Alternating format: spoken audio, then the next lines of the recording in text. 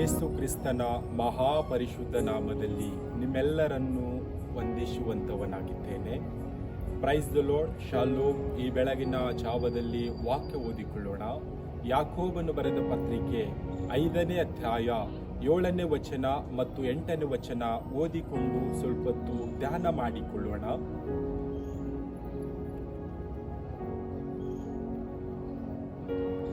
ಸಹೋದರರೇ, ಕರ್ತನು ಪ್ರತ್ಯಕ್ಷನಾಗುವ ತನಕ ದೀರ್ಘ ಶಾಂತಿಯಿಂದಿರಿ.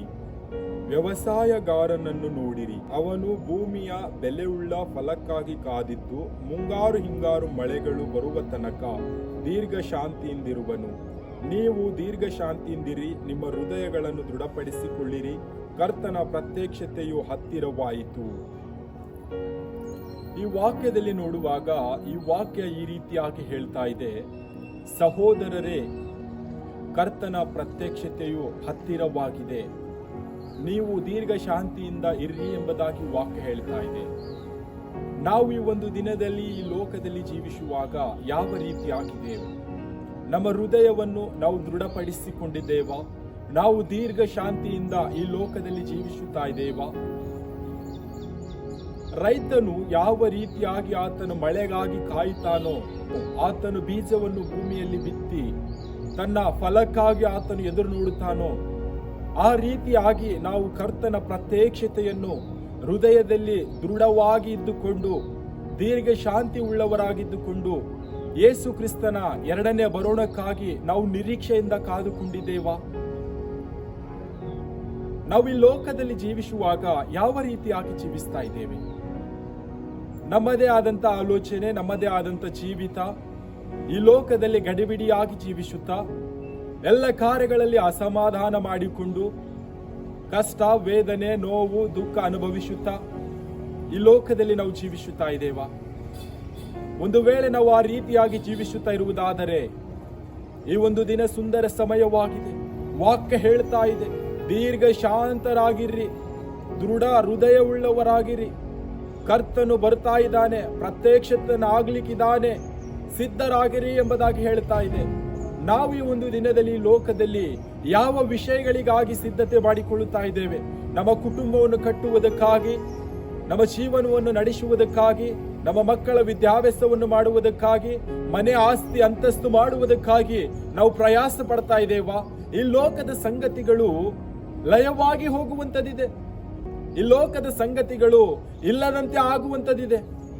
ಆ ವಿಷಯಕ್ಕಾಗಿ ನಾವು ಕಷ್ಟಪಡುತ್ತಾ ಈ ಲೋಕದಲ್ಲಿ ಜೀವಿಸುತ್ತಾ ಇರುವುದಾದರೆ, ಈ ಲೋಕದಲ್ಲಿ ನಾವು ಕಷ್ಟಪಡುವಂಥದ್ದು ನಮಗೆ ಬೇಕಾದಂತ ವಿಷಯಗಳು, ನಮ್ಮ ಜೀವನಕ್ಕೆ ಏನು ಬೇಕೋ ಅದನ್ನು ಮಾಡಿಕೊಂಡು ನಾವು ದೀರ್ಘ ಶಾಂತರಾಗಿರಬೇಕು, ಹೃದಯದಲ್ಲಿ ದೃಢವಾಗಿ ನಂಬಿಕೆ ಉಳ್ಳವರಾಗಿರಬೇಕು.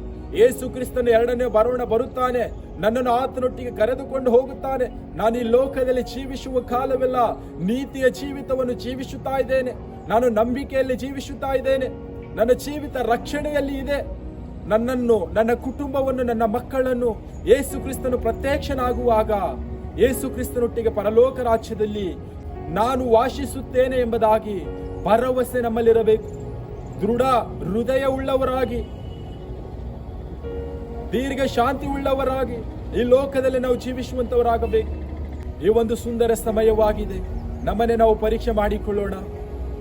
ನಾವು ದೃಢ ನಂಬಿಕೆಯಲ್ಲಿ, ಹೃದಯದಲ್ಲಿ ದೃಢ ಉಳ್ಳವರಾಗಿದ್ದುಕೊಂಡು, ದೀರ್ಘ ಶಾಂತಿ ಉಳ್ಳವರಾಗಿದ್ದುಕೊಂಡು ಯೇಸು ಕ್ರಿಸ್ತನ 2ನೇ ಬರೋಣವನ್ನು ಎದುರು ನೋಡುತ್ತಾ ನಿರೀಕ್ಷೆಯಲ್ಲಿ ನಾವು ಈ ಲೋಕದಲ್ಲಿ ಜೀವಿಸುವಂತವರಾಗೋಣ.